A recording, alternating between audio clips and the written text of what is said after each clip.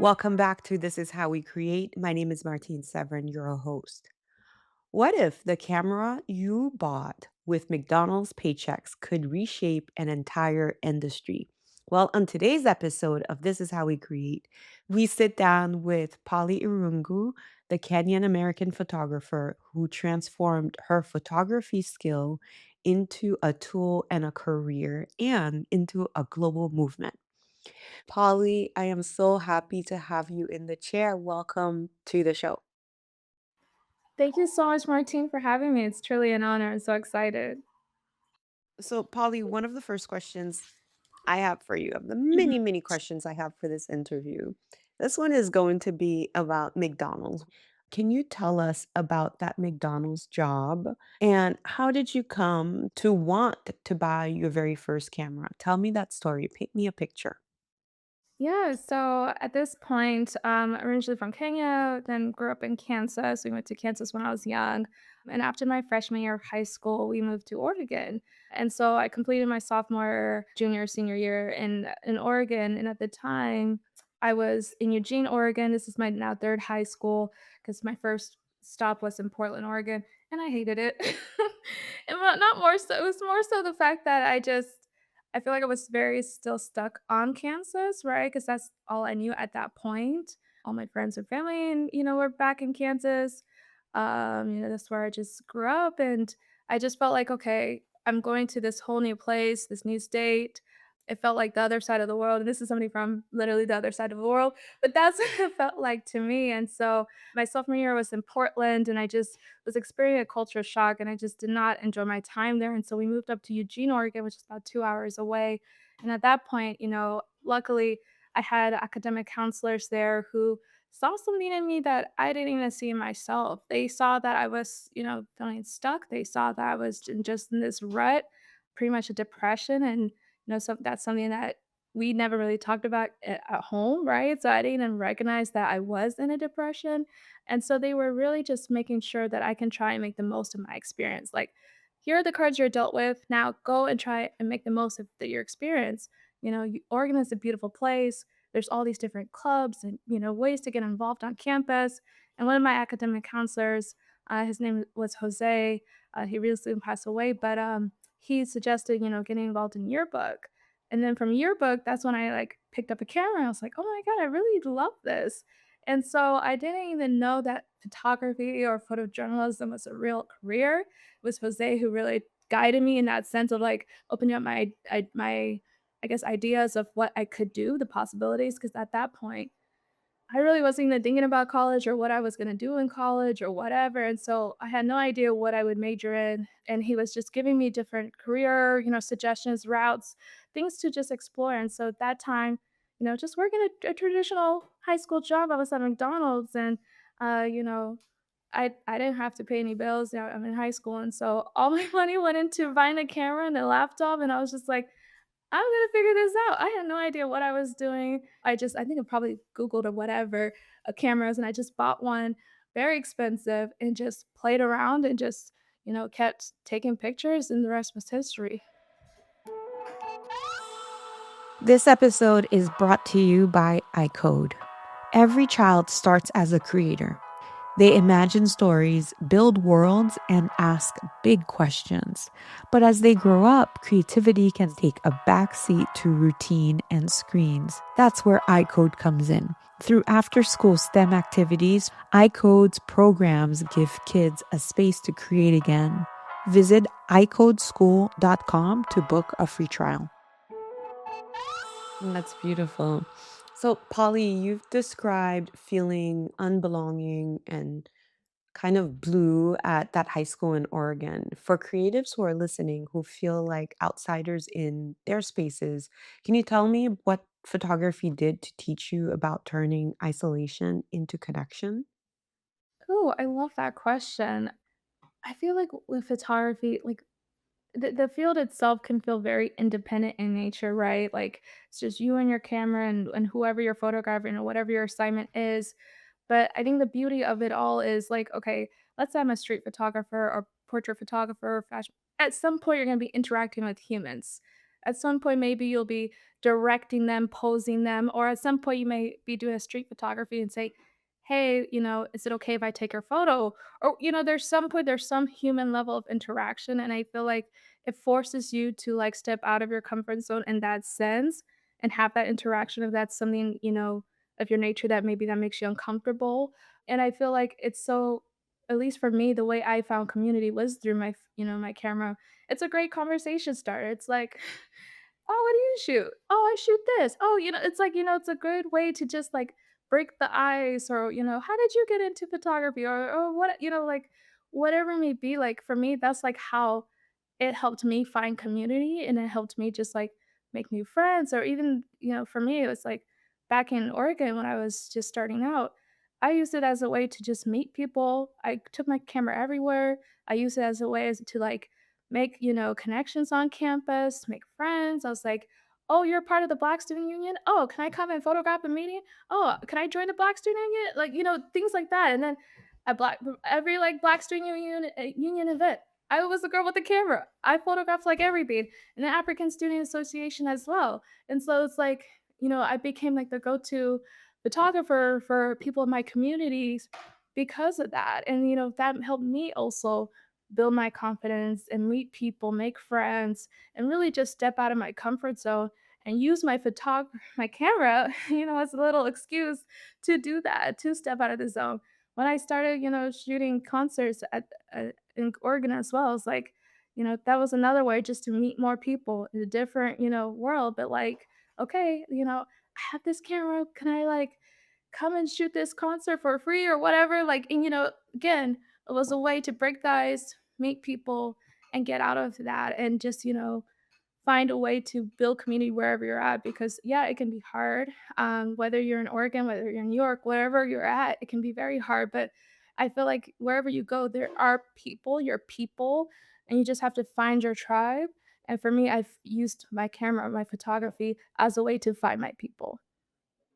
So, you have talked about gravitating towards Black joy in your work. Can you tell me a little bit about how you do that or how you develop that intentional focus? And how does it feel? How does it feel behind the lens? And how do you do that when you are working and when you're doing when you're doing personal work as well? Yeah, I guess, for me, it started back in Oregon as well. When I was starting out, a lot of the things I covered, I mean, I covered, like, anything and everything really, whatever was happening around me. And at that time in school, there was the Ferguson, it was just like the start of the Black Lives Matter movement. Like, there was Occupy Eugene. There was all these, protests and things happening in my city. And for me, I was documenting that. But, a lot of that was hard, right? It's emotional taxing. It's like, it's really hard to photograph and see people in pain or whatever it may be. And so for me, it's like, okay, when you're doing, the the hard, like, photojournalism moments, you know, for me, it's like, okay, what is another way to then decompress in that sense? Or what are, there's also other moments that I can be photographing. I just don't always have to photograph the hard. Okay, so for my personal stuff, what is something that's bringing me joy? Or who are the people that are doing, things that are bringing other people joy? Let me go photograph that. Let me go photograph them. Or, or let me go photograph these flowers or whatever it may be, because it's bringing me joy. And then for me, it's like what we had talked about previously before I started hopping onto the podcast. It's like there's so much going on in this world. I'm trying to be very intentional about how much I consume with everything that's going on, and also then be intentional with what I create myself in my spare time. Okay, so if I'm doing something for my own personal work, it's gonna be something focused on joy, because we need more of that. For me, it's like I'm trying to be intentional with not just, like, people I bring into my life, right? Like, people always say, like, "Oh, I'm intentional, like, who I hang out with or whatever," or just intentional with what my next career move is. No, it's also intentional about the work you create too. And for me, it's really important to me to find joy and document that, because it's just as important about with everything else that's going on as well. It's important to show that joy and show those moments. At least for me, it helps me just, have peace with everything that's going on as well. I always love to talk about how creatives find their artistic voice. Can you tell me about your creative journey in terms of finding your artistic voice, in terms of sharpening your skills? How has that been for you? And, sometimes we have that place in our head where we think, once I'm there, I'll be like a real professional or I'll be a real artist. Does that statement sound familiar to you? Do you think that you've reached a point where you've sharpened your artistic voice? Is there more to go? Tell me about that a bit. Oh man, no, I definitely resonate with everything that you're saying. I feel like I'm always gonna be a student. I don't know everything that comes to photography, and I hope I don't. I hope I never will, right? Because then it's at that point I don't know what else I would do. I feel like there's always something else to learn. I mean, just the other day I was on assignment and I met another photographer there, and she was giving me tips and tricks about flash photography that I never even thought of before. And so it's like, I just love that. It's just like, for me, I'm always gonna be wanting to learn more. I'm just a very curious person in nature. And so for me, I don't think I'll ever feel like I've reached that pinnacle or whatever. Like, I think there's always more to learn or create or challenge yourself in that way, at least for me. And in terms of finding my artistic voice, something I've told people in the past of just when people like ask for advice about finding your niche, it's like you got to photograph everything. You really got to do that. You really need to go out there and just do it. Just like sports, nature, outdoors, landscape, real estate, music, photojournalism, documentary, whatever it may be, just go out there and photograph it. And then you can know what you don't like and what you do like. At least for me, that's how I found my niche of like what I like to do. Because I photographed anything and everything in the beginning to see, okay, what is truly my passion here? I love photographing people. I know I don't love photographing families, but I know I could not be a family photographer or a wedding photographer. I know I don't have the passion for that. I know the paychecks can be very nice, but that is not my passion. I will let somebody else photograph those beautiful newborns, but that is not for me. You only know what you like and don't like by doing. And so after I did a few, I was like, oh, this is not for me. And that's how I gravitated towards like, documentary and photojournalism because I really just enjoy the storytelling aspect of it all. And then from there, it's just, you learn by doing, by repetition. And that's just how I strengthen my skills and how I'll continue to do so with each assignment. So, Hmm. It's one of the worst and best advice that I think photographers get. Keep shooting, keep shooting. It's so awful. I know, like, I know It's people hate hearing that, but it's the I truth. That have is you just you have you gotten that advice? I've gotten that advice and I've given that advice. I've gotten that advice, I've given that advice, and when you get that advice, you're like, "What do you mean? I'm so good. And it's true, the more you do it, the better you get. And now when I look back at the earlier work, I don't know about you, but I'm like, "Why did you choose that Oh, angle? If you had 100%. just gone here or just down here, it 100%. would." I'm often revisiting my work for that actually, like, I'm often thinking about, okay, even just, like, a few weeks ago, I try to then a few weeks later look at back at that work that I just did and see, like, okay, what did I miss or whatever, just again, to stay sharp and just challenge yourself and, like, if I'm back in this environment again, how would I approach this differently?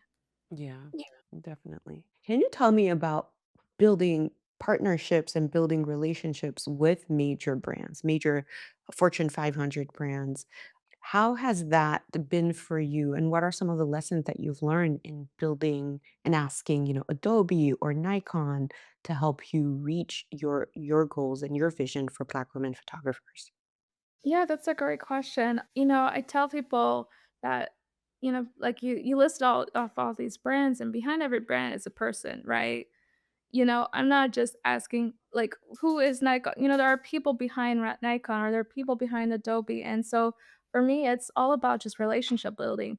I think with photography, I think people forget that it is not independent in that nature that you need people, you need community, you need if you have an organization or whatever, if your goal is to do brand partnerships, okay, then you need to build relationships with the people behind these brands, and I think people forget that aspect of, like, finding your village in that sense and bringing people in that sense. And for me, it's like with these partnerships, like you said, the goal is to really just help, Black and African creatives. And, thankfully, we've been able to do that at a large scale. And my goal is to continue to do that and just see, how far we can take it. And for me, it's like I really try to, I think for the early on aspect is like I was really just, I mean, I was doing everything when I first started building Black women photographers. I was doing all of the roles, all the hats. And then with time, you're able to bring that team in. But also it's like with all that said, it's like when it comes to building anything, it's just that consistency, right? It's like, with this podcast that you're doing, you've been able to build it because you've been consistent with it, right? You didn't just do one episode each year and call it a day, or one episode, this month, and maybe 4 months later you'll drop another episode. No, you've been consistent in, like, the same approach with the, building community, building brand partnerships. You just have to be consistent in, your communication, consistent in, building relationships, consistent in, pouring into your vision and, showing the results of that. And when people see how passionate you are and how consistent you are, they then want to just help you, and help your end goal, helping, whether it's like distributing grants, whatever, they just believe in your vision and they want to help you and they want to help you get to that point. And that makes sense. Oh, beautifully said, Polly. And I think at the same time, just to add a little bit to that, it makes it it's really important for you to believe in your vision, you know? If I find that sometimes if people are sitting around, they're wanting these big things and they're asking and they're not getting it, sometimes it's because they don't believe in it. You have to believe in your vision. You have to dedicate yourself and be consistent with it, as you mentioned, and you have to build your community so that people will believe in you and see what you're doing. Exactly. I mean, that I wish I said that like that. That's everything I just said, just erase that and use what you just said. Nah, man, Exactly. this is about you. But it's true. I think in so many ways, I think we're saying the same things because it's all trite but true. That's why it's been trite for years and eons. So, what is one thing about building Black women photographers that you didn't expect? I think maybe I didn't expect all the different, like, people to show up for it, like, the allies, I would say. Like, at least once a week, I have some professional reaching out because they wanna see if they can, they wanna donate their time to do portfolio reviews, right? Or whatever it may be, or just like, "How can I help?" And I think that's just so incredible because I didn't expect that, right? I mean, I didn't expect it to grow so quickly either. When I, started it, the focus wasn't like, "Oh, how do I scale this or how do I grow this?" No, the whole point was just to get us hired, and then from there, all these other pieces were added to it. But for me, I think it's just been beautiful to witness, like, all these people reaching out from all across the country and internationally as well, saying like, "Hey, I wanna help you. I see what you're doing, and I think this is beautiful. I can donate some of my time to do a portfolio review, or I can do a workshop, or I can, just spread the word, or, I'm working at this ad agency and I just shared the website, the directory to my team just, for they can use it as a resource." And I'm like, this is amazing. And so it's like, I didn't expect that when I first started, and just seeing that that is still continuing, 5 years later, I think it's just been one of the most beautiful surprises out of everything. I think the twin to that question is how have you grown in ways that you didn't expect over these last, I mean, Black Women Photographers is 5 years old now, right? How have you grown in ways that you didn't expect in the last few years? Oh, yeah. So, yeah, Black Film Guitarist started 5 years ago in July. Is how I've grown in these past 5 years personally. I think for me, it's like one thing when I think about of just like, okay, what I wish I knew or what I wish I did differently. I was, like I told you, I was very hands-on, very involved. I was doing all the things, wearing all the hats, I was doing everything while working full-time jobs. I've always been working a full-time job while building this organization, and I feel like when I think about, okay, things I would have done differently or things that helped me grow, I should say, in that sense is like, okay, just taking a second to, ask for help, I would say. It's like, I didn't ask for help early on because I was just like, who's gonna help me? Like, would anybody believe in this? Do people see the importance of this? How do I even go about asking for help? Asking people for help when they're asking me for help to, to get them hired. It's like, how do I do that? And another thing is just like, I feel like within, like, the first 2 years, I was, like, burning myself out, just burning them in that oil. My photography took a step back because I couldn't do everything. I had to put my camera down because all my extra time that I had, I was pouring into building the directory of the organization, and so I couldn't do everything, and so for me, it's like, I feel like within these past few years, it's taught me, okay, it's okay to, like, take a second to stop, pause. It's okay to ask for help. It's okay to say no. It's okay to realize that you can't do everything and be all and for everyone. And it's okay to also put some boundaries because at the same time, like I said, when I was doing the in the beginning, I hadn't I just gave people my phone number, right? Like, just like, "You need anything, call me, text me," and, I would get calls at, like, 3 AM because some of our members are based internationally, right? Like, I would get texts, like, at all hours of the day. It was just nonstop, like, just for questions, for help, for advice, whatever it may be, and that was just a lot, like, by the time I wake up, it's like, "Oh," it's like somebody's asking me for something, and I haven't even, like, rolled the crust out of my eyes, right? And so it's just too much. I think for me, what that taught me was like, okay, just have some boundaries. Like, you want to help people, that is your goal, but you can do that without like losing yourself in this, without, without just like putting too much on yourself in that sense, right? And you can put some boundaries in place and people should be able to respect that and understand that, like, okay, please don't text me if you need something, please email me, or please use our Slack channel, or what, put in, like, make a structure for communication to flow. Like, what is that structure in place when people members want to reach out to you? And that's all, infrastructure of all of that. I didn't think about that, right? I was just like, whatever you need, just reach out. And still, people should still please do reach out. But now I'm not giving my number for that. Here's my email. If you can't get a hold of me, or if you need, something more urgently, here's our executive director's email. Please reach out to her and she'll get back to you in a timely fashion. And now I have systems in place that I did it. And that's what these, past few years have taught me, is just like, just put those systems in place, let people respect that, and also put some boundaries and, and do things, put systems in your own life, I should say, just for that you can maintain some level of peace and just, be able to do the things that are important to you without like going crazy. So I hope that answered the question. That was wonderful. That was really beautiful. Oh, boundaries. Boundaries. You. Boundaries could be a whole new episode. Oh, boundaries should be an episode. I feel like I'm gonna ask more people that question about specifically about boundaries because it's a thing that I have had to learn. I grew up in a communal society, so I always feel Mm, like compliance is one mm, of those things I learned, and now I'm unlearning. mhm. Um, I'm Right. unlearning that you don't have to be compliant. You could say no.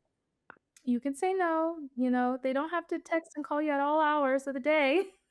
You're still doing important work if even if you're not, responding to a WhatsApp message at 3 AM, right? Like, put those boundaries in place, create those systems for yourself, and yeah. So, one question for you that I didn't have in our original list of questions, but now that you're talking, it makes me think of it. I'm wondering, obviously you are a goddess, Polly, and you would never make mistakes. Oh, never. But I'm wondering, what mistake do you regret making, and what did you learn from it? Mm. I think it goes back to when I was in college of I was just saying yes to everything, like anything and everything, like unpaid, paid, nope, like b basically unpaid, like whatever it may be. I just felt like I had to say yes to everything because I didn't wanna miss my opportunity, right? I did like maybe it wasn't gonna come back again or if I knew this was even actually thinking about it now, it's even after, a few years after college, it's like, you're still early on in your career and you say yes to the job, even again, if the pay sucks, if the terms are outrageous because you feel like, okay, this is your only opportunity, work with this brand, this person, and you feel like you have to say yes to, get ahead. And really you're just doing yourself a disservice. You're doing the industry a disservice as well. In the long term when I think about that.